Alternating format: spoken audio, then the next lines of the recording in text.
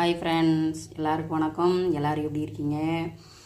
இன்றைக்கி நான் காலையில் வந்துட்டு உங்களுக்கு மார்னிங் டிஃபன் போடல. காரணம் என்னென்னு கேட்டிங்கன்னா, சப்பாத்தி தான். சப்பாத்தியவாக போட்டு போட்டு உங்களுக்கு மார்னிங் டிஃபன் இதான் அதான் சொல்லிட்டு போர் அடிக்க வேணாமேட்டு போடலை. ஆனால் நாங்கள் பழைய சாதம் ரசம் இருந்துச்சு, நான் சாப்பிட்டுக்கிட்டேன். பசங்களுக்கு எங்கள் ஹஸ்பண்டுக்கு வந்துட்டு சப்பாத்தி போட்டுட்டு மீன் குழம்பு அப்புறமா தூதுவளை சட்னி இருந்துச்சு, அதிலே சாப்பிட்டுக்கிட்டாங்க.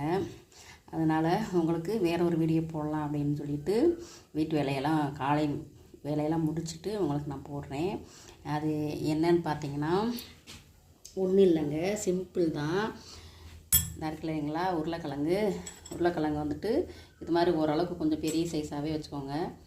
கிடச்சிச்சின்னா வாங்கிக்கோங்க.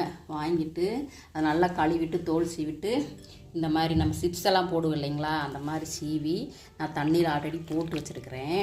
இதை என்ன பண்ணணுன்னா, அதுக்கப்புறமா தண்ணியை வந்துட்டு நான் அடுப்பில் வச்சு கொதிக்க வச்சுருக்கிறேன். இதை பாருங்கள், நல்லா தள்ளன்னு கொதிக்குது இல்லைங்களா. இதில் வந்துட்டு நம்ம இந்த சீவி வச்சுருக்கிற சிப்ஸ் எல்லாத்தையும் இதில் போட்டுட்டு ஒரு 2-3 நிமிஷம் அதை நல்லா கொதிக்கணுங்க. நல்லா கொதித்து மட்டும் வந்தால் போதும். ரொம்ப கிழங்கு வெந்துடக்கூடாது. வெந்துருச்சு அப்படின்னாக்கும் உங்களுக்கு நம்ம வந்துட்டு மசீல் பண்ணுறது மாதிரி ஆகிடும். அதனால் இது எல்லாமே அதை கொதிக்கிற தண்ணி தான் போடணும். பச்சை தண்ணியில் வந்துட்டு இப்போ போட்டு இது பண்ணக்கூடாது. கொதிக்கிற தண்ணியில் ஒரு 5-6 நிமிஷமே நல்லா கொதிக்க விடுங்க.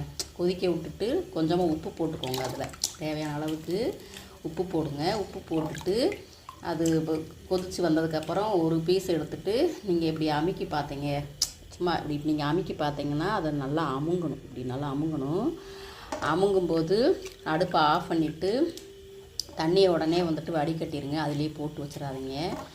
வடிகட்டிட்டு வெயிலில் வந்துட்டு நல்லா பெரிய துணியாக போட்டு நல்லா தனித்தனியாக ஒரு பீஸும் தனித்தனியாக போட்டு அதை வந்துட்டு நல்லா 2 நாள் நல்லா காய வச்சிங்கன்னா நல்லா காஞ்சிருங்க சிப்ஸ் மாதிரி. அதுக்கப்புறம் நீங்கள் அதை எண்ணெயில் போட்டு பொரிச்சு எடுத்துக்க சாப்பிட்டுக்கலாம். எப்போவுமே கடையில் வாங்குகிற அப்பளம் இந்த மாதிரி நம்ம பொரிப்போம். இதுவும் நான் யூடியூப்பில் பார்த்தது தான். ஒரு வாட்டி செஞ்சுருக்கிறேன், நல்லா வந்திருக்குது. அது அப்போ வந்துட்டு ஒரே ஒரு கிழங்கு வச்சு மட்டும் சும்மா ஷாம்பிளுக்கு செஞ்சேன், நல்லா வந்துச்சு.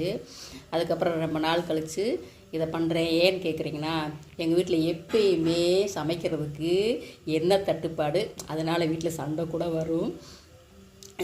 ஒரு வாரத்துக்கு 1 லிட்ரு எண்ணெய் எப்படி நீங்கள் வைக்கிறீங்கலாம் சொல்லுவாங்க. அதுக்காண்டி நான் ஆயில் ரொம்ப குறைக்கணுன்ட்டு பண்ணுறேன். ஆனாலும் என்னால் ஒரு வாரம் இல்லைங்க, 5 நாளுக்கு 1 லிட்ரு எனக்கு எண்ணெய் பற்ற மாட்டேங்குது. இத்தனைக்கு இந்த வாரம்லாம் நாங்கள் சரியாகவே ஃப்ரை பண்ணுற ஐட்டங்களாம் எதுவுமே